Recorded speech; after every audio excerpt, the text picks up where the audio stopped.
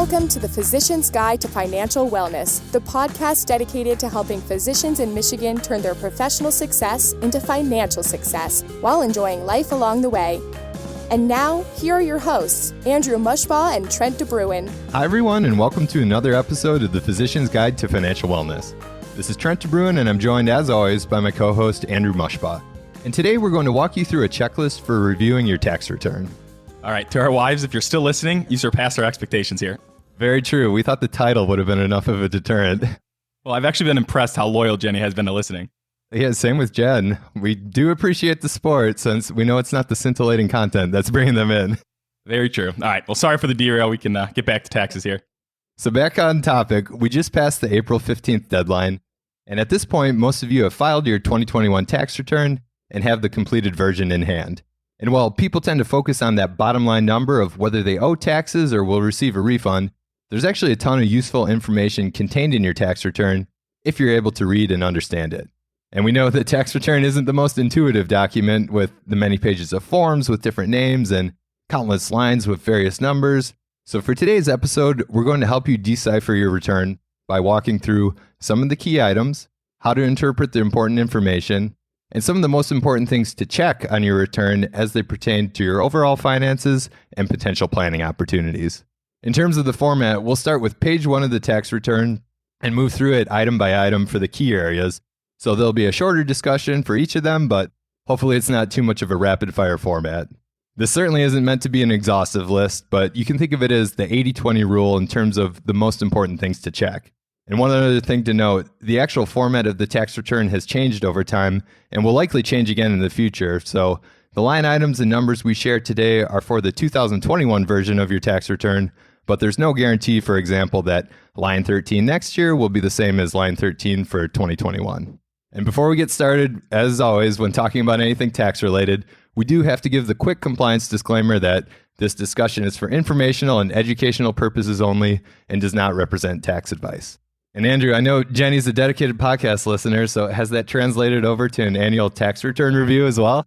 Yeah, I can't think of a better Friday night activity. Maybe I'll surprise her this year. Well, you'll have to keep us posted on how that surprise goes over.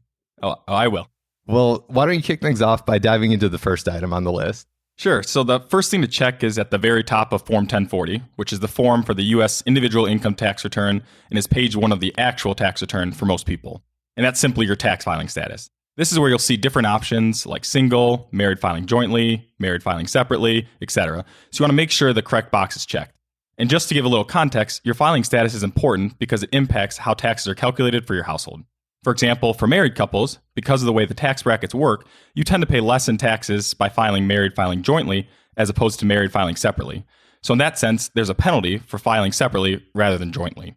That's not to say that married couples should never file separately, because there are certain situations where they can make sense. For example, in certain cases where student loans are involved and one spouse is going for public service loan forgiveness, it can sometimes be more beneficial to file separately rather than jointly. And the reason for this is because it would mean that more money is saved on student loan payments based on your income and filing status, and that would exceed the extra taxes you'd pay. So there's not a blanket rule, but when it comes to tax filing status, make sure the one that's checked is the one you want.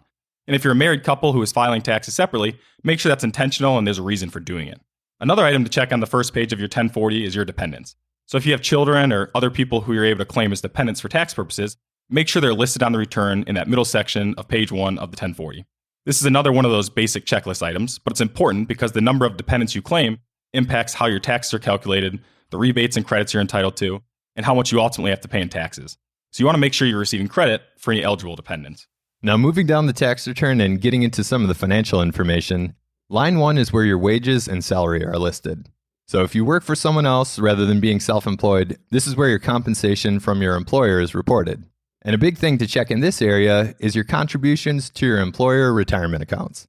As we've mentioned on prior podcasts, everyone has access to certain tax-advantaged retirement savings accounts through their employer. For example, that might be a 401k, 403b, or a 457. And each of these accounts has a limit in terms of how much you're allowed to contribute each year. For example, for each of the 3 accounts just mentioned, the limit for 2022 is $20,500 if you're under age 50 and $27,000 if you're 50 or older. This is what you're allowed to contribute as an employee, and it doesn't take into account any matching contributions your employer makes. To confirm your contributions, You won't actually find the information on the tax return itself, but you'll instead find it on your W-2, which is the tax document your employer provides each year that outlines the details of your compensation for the prior year, including what you were paid, what was withheld from your paychecks for taxes, and as it pertains to this topic, how much you contributed to your retirement accounts. Another way to check your contributions is by looking at your final pay stub from 2021. What you'll want to do here is confirm how much you contributed to your accounts for the prior year compared to how much you were allowed to contribute. If you realize you didn't make the maximum allowable contribution, but you would like to, now is a great opportunity to adjust your per paycheck contribution for 2022, since you still have plenty of time left for the year to hit the maximum by year end going forward. Making pre-tax contributions to your employer's retirement savings accounts, assuming it makes sense for you based on your situation and your expected tax rate now versus in retirement, is one of the easiest ways to lower your tax bill today. So this is always one of the most important things to focus on and confirm when it comes to tax planning. Moving a bit further down on the tax return, the next item on our checklist is line 4, where it lists IRA distributions. This item is important for a number of reasons, but one of the big ones is its relevance for anyone making backdoor Roth IRA contributions. As we've mentioned in prior episodes, the backdoor Roth IRA is a way for higher earners to contribute to a Roth IRA account, even though their income is above the threshold where you're allowed to contribute to a Roth IRA account directly. The way the backdoor Roth IRA works is that you first make a non-deductible contribution to a traditional IRA, so you don't receive a tax deduction for the contribution, then immediately convert that contribution to your Roth IRA account. When done correctly, there are no taxes owed on that Roth IRA conversion, so what you want to check in line 4 is whether it was in fact reported correctly. The way to do this is to look at line 4A, which lists IRA distributions, and compare it to line 4B, which lists the amount of IRA distributions that are taxable. If you made a backdoor Roth IRA contribution and conversion during the prior year, that amount should show up in line 4A, but there shouldn't be anything in line 4B. Also, there should be a Form 8606 later in your tax return, one for each taxpayer who made a contribution, where your non-deductible IRA contribution is reported and the cost basis is tracked for tax purposes, so you don't owe any taxes on the conversion.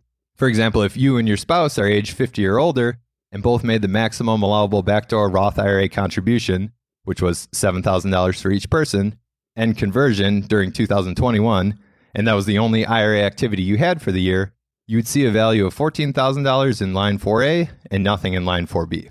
If you do see something in line 4B, you want to confirm that your backdoor Roth IRA contribution was reported correctly. Unfortunately, it's common for backdoor Roth IRA contributions to be reported incorrectly by CPAs or tax preparers, so this is a really important thing to check because it can make a big difference in terms of taxes owed. Going back to that example I just mentioned, if the couple who made a combined $14,000 of backdoor Roth IRA contributions for the year was incorrectly taxed on that full amount, and they were in the 32% marginal tax bracket, that would mean close to $4,500 of federal income taxes they would have wrongly had to pay. Given those dollar amounts, if you do realize your backdoor Roth IRA contribution was reported incorrectly, it would be worth the cost and effort of amending your tax return so that it's reported the right way and you don't pay any unnecessary taxes. So backdoor Roth IRA contributions are a big item to check in line 4 for people who are not yet retired and are contributing to their IRA accounts. But another important item to check for line 4 is relevant for people who are older and are donating money from their IRAs to charity, and that's qualified charitable distributions, or QCDs. As we discussed on our episode about tax-efficient charitable giving, if you're over age 70 and a half, qualified charitable distributions are a very tax-efficient way to donate to charity. The way they work is that you donate money directly from your pre-tax IRA account to the qualified charity, and by doing so, you avoid having to pay taxes on the money, which you would have had to do if you distributed it to yourself. The important thing to note about QCDs is that they aren't captured on the tax forms for your IRA account. So you have to specifically let your CPA or tax preparer know that you made them so that they can be reported correctly on your tax return. If you don't let your CPA know, they'll most likely assume that all distributions from your IRA were quote-unquote normal distributions, and you'll be taxed on the full amount. So if you did make any QCDs from your IRA during the past year, you want to make sure that amount doesn't show up as taxable in line 4B of your tax return. As a simple example, if you withdrew $100,000 from your IRA for the year and $75,000 went directly to you as a normal distribution, while the other $25,000 went directly to charity as a QCD, you would want to make sure that line 4A of your tax return, total IRA distributions, was $100,000, but line 4B, taxable IRA distributions, was only $75,000. Similar to the backdoor Roth IRA, there can be a big difference in taxes you ultimately pay if these aren't reported correctly. Just to quantify, if you made that $25,000 QCD and you're in the 22% marginal tax bracket, that QCD being reported incorrectly would cause you to pay around $5,500 more in federal taxes than you actually should have. Yeah, no one likes paying unnecessary taxes, especially when they're trying to be intentional with their tax planning. So you want to make sure your proactive planning is recorded properly. Absolutely. So moving down to line 7, this is where gains or losses from the sale of investments are reported. This is an important line to check for multiple reasons and can cause some confusion or a surprise tax bill if the figure is higher than anticipated. When you sell investments at a gain, you have to pay taxes on that gain and report it on line 7. And the reason this can result in a surprise tax bill, or amount you owe when you file taxes, is because unlike your paycheck through work, where you have taxes withheld each paycheck, there's no automated tax withholding for any investments you sell at a gain. The responsibility is on the taxpayer to account for this by either making quarterly estimated payments, increasing your tax withholding through your employer, or paying the additional taxes come tax time. On the flip side, if you sell an investment at a loss during the calendar year, there is the potential for tax benefits, either by offsetting other investments you sold at a gain, or potentially lowering your taxable income if the net result of your investment sales throughout the year is negative.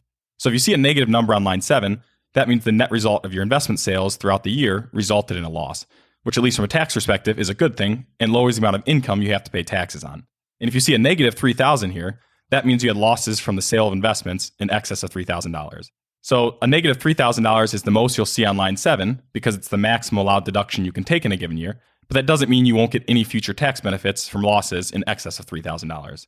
For any losses above $3,000, you're able to carry forward the additional unused losses into future tax years to either offset investment gains or recognize an additional $3,000 deduction on line 7 in the next year. And as you'd likely expect, in the maze of your tax return, there is a page, Schedule D, that tracks the gains and losses from your investments and any net losses that carry forward. So if you do have more than $3,000 of losses and therefore have unused losses to carry forward, it's helpful to review your Schedule D to confirm the details of those unused losses. You want to confirm the amount is accurate and understand the amount of unused losses that you'll be able to carry forward to future years because that'll have implications for your options and strategy for future tax planning with gains and losses. So while no one hopes to buy an investment only to turn around and sell it for a loss, it's inevitable that at some point you'll have one or a handful of investments that are temporarily at a loss, which, as you can see, there are benefits of having losses from a tax perspective. And this is why strategies like tax loss harvesting exist, where, as the name implies, you harvest losses to help offset future gains or lower your taxable income in the current year. I won't go into the weeds here, but this is a proactive strategy that allows you to make lemonade out of lemons during those inevitable periods when the stock market is temporarily down. Also, it's worth noting that this is only relevant for investments in taxable accounts, such as a joint account, individual account, or a brokerage account, rather than tax advantage accounts like your employer retirement accounts, IRAs, or Roth IRAs, since you don't have to pay any taxes on gains or losses when you sell investments in those accounts. And one final note here is that investment gains and losses apply to traditional investments like mutual funds, ETFs, and stocks, but they also apply to investments such as cryptocurrency. So if you had any realized losses or gains from cryptocurrency for the prior year, you want to make sure those are reported accurately for tax purposes. Now feels like a great time to pivot to a cryptocurrency discussion, doesn't it? Oh, of course. Right after you give me your next hot stock tip. I think I'll have to check with Kramer and CNBC and get back to you, so I guess we can stick to reviewing the tax return for now. All right, sounds good. Well, we'll table that cryptocurrency and hot stock tip for another day. So back to the tax return, we'll move down to line 9. And moving further down the tax return, there isn't necessarily anything to check for this item, but just for informational purposes, line 9 is total income, which might be the most straightforward line to understand because it's the overall sum of your income from the prior year that's subject to taxes. So this includes everything: wages, taxable interest and dividends, taxable IRA distributions, pension or annuity distributions, the taxable portion of Social Security income, gains from the sales of investments, and any quote-unquote other income, such as self-employment income. This is where some confusion sets in, especially if it hasn't already, but the next step is looking at the quote-unquote above-the-line deductions, which simply refers to deductions before arriving at your adjusted gross income on line 11. I'll touch on adjusted gross income, or AGI, in a second, but before that, I'll list out some of the common deductions you'll want to be aware of and confirm properly flowed over from your Schedule 1 to line 10. These deductions aren't relevant for everyone, but include areas like HSA contributions that weren't made through payroll, IRA contributions if you're able to deduct them, student loan interest deductions, and several other deductions relevant for self-employed individuals like retirement plan contributions, 1/2 of self-employed taxes, and health insurance premiums, to name a few. So after subtracting any above-the-line deductions from your total income, you arrive at line 11, or your AGI. And this is one of the most important numbers to be aware of because it's the starting point for many different phase-outs or additional taxes that are tied to income. Just to provide a few examples, these include things like your ability to contribute directly to a Roth IRA, being able to deduct student loan interest, premium surcharges for Medicare Parts B and D, the Affordable Care Act premium tax credit for health insurance if you purchase it on your own, and whether or not you face the net investment income tax, which is an additional 3.8% tax on net investment income. When it comes to tax planning, adjusted gross income is one of the key figures we focus on, since it has such a big impact on determining which tax advantages people might qualify for, or what additional taxes they might face. And I'll avoid elaborating on even more jargon, but the exact figure that determines these thresholds is something called modified adjusted gross income, which is a slight variation of adjusted gross income. I know, it's super intuitive up to this point. So for the purposes of reviewing your tax return, it's good to check your adjusted gross income relative to the corresponding income thresholds for qualifying for tax breaks or having to pay additional taxes for some of these different items if they're relevant. You might find that you're on the verge of qualifying for an additional tax benefit and can do certain things to lower your adjusted gross income a bit further to qualify. Alternatively, you might find that you're just over the limit in terms of having to pay some additional taxes, but there are different tax planning strategies you can use to reduce your adjusted gross income and move back below the threshold. Each person's situation is different, and it's all about balancing the various factors, but keep in mind that line 11, the adjusted gross income, is one of the most important numbers to consider. The next key item on your tax return is line 12, which shows whether you took the standard deduction or itemized your deductions. For context, the way it works is that there are certain items you're allowed to deduct from your taxable income to reduce the amount of income you're taxed on, and therefore the amount of taxes you pay. And there are two main groups of tax deductions on your 1040. Above-the-line deductions and below-the-line deductions. Andrew touched on the above-the-line deductions that lower your AGI, which, as mentioned, can be very important, so I'll touch on the next major group, which is below-the-line deductions. In simple terms, these deductions are what bring you to the bottom-line income figure that's used to calculate your tax liability. Some of the most common itemized deductions are things like mortgage interest, state income taxes, property taxes, and charitable contributions. What you do is add up all of your itemized deductions, while keeping in mind that there are certain limits, such as a $10,000 cap on combined state income and property taxes, to see what that total number is. You then compare it to the standard deduction, which for 2021 was $12,550 as a single filer and $25,100 for married households filing jointly, although there's an additional deduction if you're legally blind and or over age 65. If your itemized deductions are more than the standard deduction, you itemize, which means you receive a deduction for the full amount of your itemized deductions. While on the other hand, if your itemized deductions are less than the standard deduction, you take the standard. Given this setup, the key thing to check is whether you itemize or take the standard deduction, and if you take the standard deduction, which is the case for around 90% of people, see how close your itemized deductions are to the standard deduction, which you can find the list and amounts of your itemized deductions in Schedule A of your tax return. If you find that your itemized deductions are close to the standard deduction but are still a bit below, it's worth considering whether there are any strategies you can use to get above the standard deduction, even if it isn't every year. For example, one of the most common strategies here is bunching your charitable contributions. So let's say you donate $10,000 a year to charity. Well, rather than continuing to donate that $10,000 each year, you could lump a few years' worth of contributions into 1 year, so instead donate $30,000, then take the next couple years off. This will allow you to itemize your deductions during the year of larger charitable contributions, and therefore get more credit from a tax perspective. Then in the 2 off years, you would take the standard deduction, which you would have anyway. And we know most people who give like to do so consistently, so a nice option here is using something called a donor-advised fund, where you could donate the $30,000 in 1 year to receive the full tax credit, then donate $10,000 a year from the fund to charity over each of the next 3 years. So there are different strategies in this regard, and you don't want to let the tax tail wag the dog, but it's worth reviewing this area to see what options are available to you. One other specific thing to check on line 12 on your 2021 tax return is line 12B, which lists your charitable contributions if you took the standard deduction. For 2021 only, even people who took the standard deduction were allowed to deduct up to $600 of cash donations to charity as a married couple, or $300 as a single filer. If you're someone who takes the standard deduction, you normally wouldn't receive credit for your charitable contributions, so this is a chance to receive a deduction and an easy way to lower your taxes a bit. For example, if you're in the 32% tax bracket and you donated at least $600 as a couple, that would save a couple $100s in taxes. So if you take the standard deduction and you donated money to charity during 2021, make sure that amount is captured in line 12B, and also be sure to save the receipts for any contributions you report in case you ever need to verify them. All right, we're really on a roll here. Should I bring us down the home stretch? Go for it. It only took us 20 minutes to get to the final items that most people actually care about. Yeah, hopefully we didn't lose too many people. And the last three lines we'll touch on are essentially the punchline and determine if you'll owe taxes with your tax return or if you'll receive a refund. Line 15 is your taxable income and determines the marginal tax bracket, aka the highest percentage you'll have to pay taxes at. However, that doesn't mean you actually paid taxes on every dollar at the current tax bracket you are in. Just to provide a little background on the way taxes and tax brackets work, is it's like a stair step or a progressive system where you pay a certain tax rate on the first X dollars of taxable income, a higher tax rate on the next Y dollars, a higher tax rate on the next Z dollars, etc.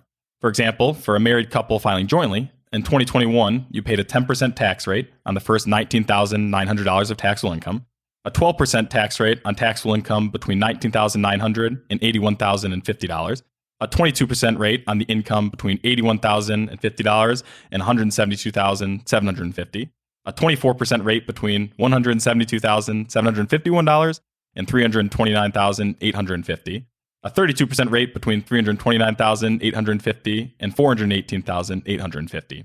So there's often a misconception that whatever tax bracket you're in, that's the tax rate you pay on your entire taxable income. However, as you can see, that's not the case, and your tax bracket simply determines the rate you pay on each incremental dollar. Because of that, there's a difference between your marginal tax rate, i.e. your current tax bracket, and your effective tax rate, which is lower since it's the blended overall rate that you end up paying. And that's based on the stair-step taxation structure I just explained. So your taxable income in line 15 is a big one for understanding your tax bracket, and also determines what tax rate you pay on long-term capital gains from selling investments you've held for over a year, whether that's 0%, 15%, or 20%. And this leads us to the next important number on your return, which is line 24, your total tax. So based on your taxable income, which I just explained in terms of how the tax brackets work and the way taxes are calculated, along with a few adjustment items, you get to this bottom line number of total tax. This number is the summation or final figure of tax you should have to pay to the government and factors in all your income deductions. Another term for this number is your tax liability. So your total tax is what it is and is the taxes you owed for that year. And the next step is to look at line 33, which shows the total tax payments you actually made for the year. For people whose only income comes from their employer, this will consist of the taxes that were withheld from their paychecks throughout the year. For people who are self-employed or have income from working as an independent contractor, this will also include quarterly estimated payments they made during the year, since they don't have to have taxes withheld from paychecks. From there, you can finally calculate out what most people care about, which is the difference between line 33, your total tax payments made throughout the year, to line 24, your total tax liability for the year, to see if you'll receive a refund or owe taxes. If the total amount you paid in taxes during 2021 was more than your tax liability, you'll receive a refund, which is reported on line 34. If, on the other hand, the amount you paid in taxes was less than your tax liability, you'll owe taxes to make up the difference, and this amount will be reported on line 37. Now, as we've mentioned on prior episodes, owing money or receiving a refund isn't necessarily good or bad. It's really just the timing of when you pay taxes. Your tax liability is what it is, based on your situation and the different tax planning you did. So it's just a matter of whether you pay that tax liability throughout the year, or whether you pay some of it throughout the year and the remainder at tax time. One thing to keep in mind is that there's a time value of money. So if you do owe some money when you file your tax return, know that it's money you would have had to pay to the government regardless. By waiting to pay it until you file your tax return, at least you're able to hold on to it for a longer period and do something with it, even if that something was just keeping it in the bank and earning a marginal amount of interest on it. However, we know most people don't like the sticker shock of owing a large lump sum of money come tax time. So if you owe a large amount and want to avoid that again next year, you can adjust things to pay more taxes throughout the year. One of the easiest ways to do this as an employee is to adjust your W-4 through your employer and add some extra tax withholding from each paycheck. This is a simple way to smooth the additional amount you're paying in throughout the year. Alternatively, you can choose to make quarterly estimated payments. However, before making any changes, it's worth considering whether there was anything one-off from the prior year, such as a large investment gain realized or a one-off source of income, that caused you to owe taxes. If that item won't repeat again going forward, then you may not even need to do anything or adjust anything. On the flip side, if you received a large tax refund for the year, keep in mind what I just mentioned and the time value of money. Receiving a large refund effectively means that you gave the government a free loan for that amount during the prior year, and knowing that money could have been put to better use in your pocket, you might consider adjusting things to reduce the refund you receive for the coming year. All right, you think that's enough line items and numbers for one day? Oh, come on, we're only done with 2 pages of the tax return. All right, we'll add the other potential 80 pages to our cryptocurrency and hot stock tips episode. That sounds like a great plan to me. Well, we know today's episode was a bit more of a rapid-fire format, but we wanted to give you that comprehensive overview and checklist for how to review your tax return, since there's so much valuable information contained in it, and better understanding it can really help your overall tax planning. Because of the format, we don't have our usual recap of the bullet point takeaways, but we hope the discussion was helpful for giving you some context around how to interpret your tax return and some of the key items to look for and planning areas to consider.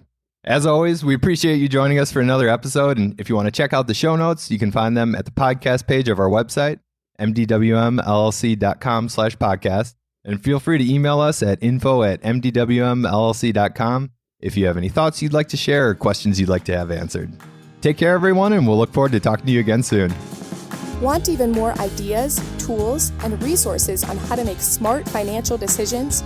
Check out the resources section of MD Wealth Management's website at mdwmllc.com, where you'll find additional knowledge and insight from Michigan physicians, including a blog, ebook, and one-page guides.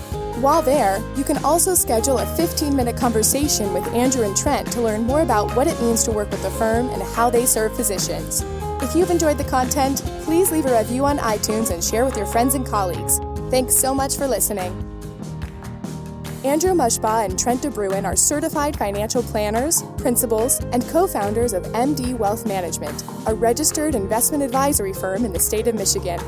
All opinions shared in the show are for general information and are not intended to provide specific advice or recommendations for any individual. All performance referenced is historical and no guarantee of future returns. Please consult with your legal advisor, your tax advisor, or your financial advisor before making any decisions.